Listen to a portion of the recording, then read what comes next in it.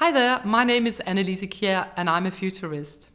We are today in our studio in London and we have a small studio as well in Amsterdam and another one in Copenhagen. We are a group of sociologists, designers, architects, artists and other creatives who likes to, I would say, co-create the future. And today from London I would like to talk a little bit about what a futurist do. One of your questions were, what defines a futurist? Well, let me start by talking to you about the different system, the different kind of forecast. And the best way maybe to illustrate that is to show you the trend atlas, which is actually talking about those 4 dimensions here, which is the scientific dimension, the social dimension, the emotional dimension, and the spiritual dimension. Now, the reason why I sort of just wanted to share that with you is people often get it a bit confused what a futurist is. And there isn't just one way of working, there are several ways of working. So if you work as a futurist who are mostly focused on the scientific dimension, of course you will use data, you will use numbers, and in a way try to produce some evidence for this will be like this in the future. But I would like to say using that methodology can be dangerous because there are no facts and figures about the future because it hasn't happened yet. The other way to go about looking into the future is to work as an anthropologist, sociologist, and looking sort of at the human-centric dimension of people to understand their behavior, their needs, etc., etc.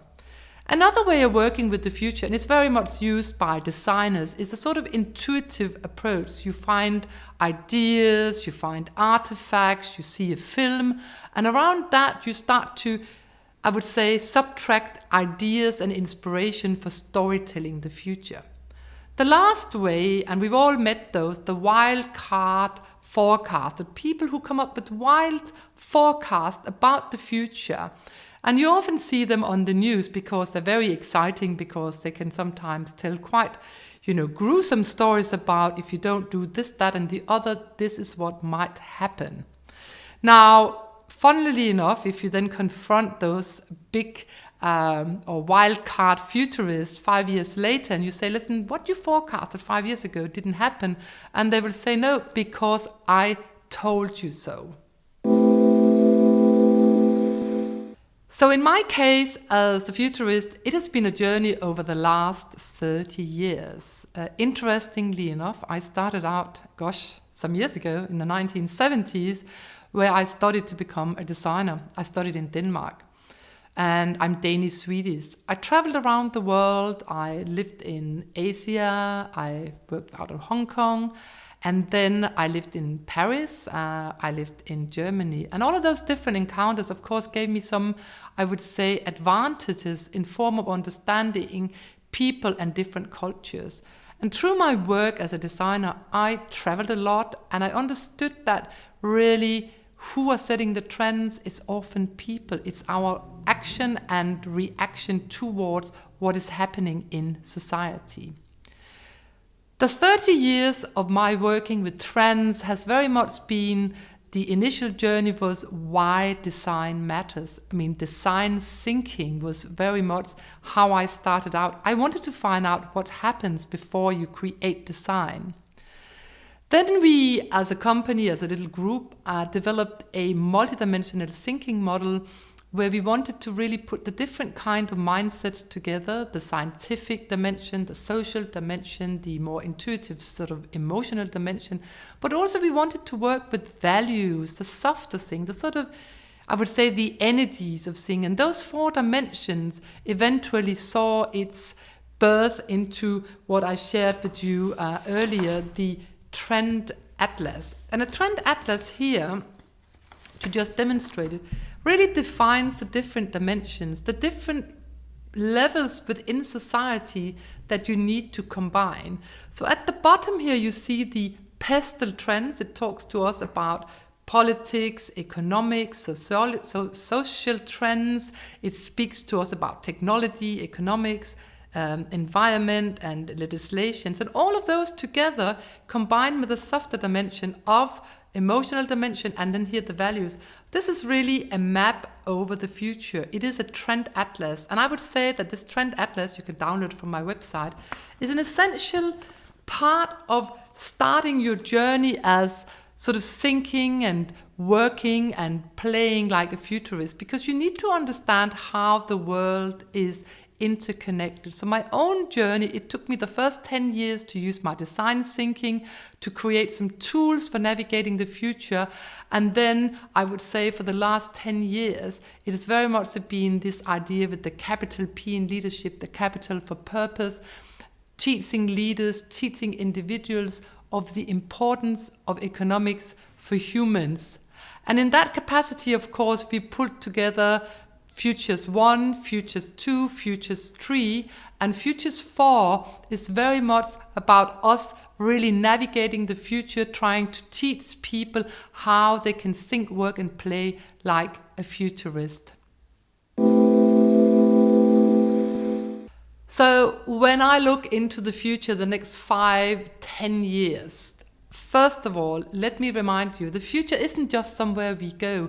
We create the future. And we all have the capacity to become active change makers, but we need a system for putting all of the big data, all of the information that we have today. We have to put that into a context. In fact, the Trend Atlas is full of all of those little building blocks of the future, and behind each of those building blocks, of course, are lots of information. But let me assure you, information is not the same as knowledge. And information isn't necessarily truth. It's how you build the story, how you build the argument for a particular, I would say, scenario around the information, knowledge, and data that you have. And that, in my books, is why we need multidimensional forecasting. So the future of trend management, the future of forecasting, is really putting a group of people together that can think across, I would say, silos. Because if you just have either the economic forecasters or the human-centric forecasters, you will always, in a way, miss out on some of the data. So it's all about putting the information you have into I would say, a platform where you can start taking knowledge out of it and tell truthful stories about the future. You simply need a system where you can make better decision making. And this is why trend management, of course, will be even more important in the future. It is all about understanding that when you prepare for the future, you can become active change makers. And it's very much about the decision to say, we want to take control over the future before the future take control over us. It's interesting because naturally we live in a time of technological change. We're speaking about exponential change. And there is no way that we are going to go back to the old system. We live in the 21st century. We got all the tools. We got all of the information. In fact, we have so much information, we hardly know how to make sense out of it. I'm often asked, how do you see the future of artificial intelligence? Human versus robot? And all of those questions are big questions. How do you frame them in a meaningful way?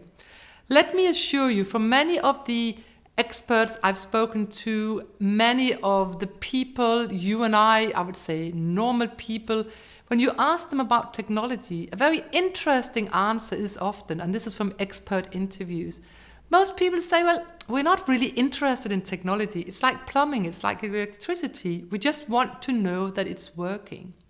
So when we look, let's say, 5, 10, even 20 years into the future, artificial intelligence, augmented reality, all of those amazing tools we have, they will be embedded in our everyday life. We will look at them as seamless. They're not going to take over our job per se. They're just part of a changing system, the so-called paradigm shift. We can use robotics, we can use artificial intelligence for many things. But again, can an algorithm feel? No, it cannot. Does an algorithm have emotional intelligence? No, it hasn't. And really simple, I would say, problem solving. Well, artificial intelligence can do some of it, but again, if we don't, as human, impact or sort of input and work with the technological evolution that are in front of us, we're in the middle of, then it would just be a repetitive rhythm that doesn't really do anything. So it is actually machine and man that will work hand in hand, number one.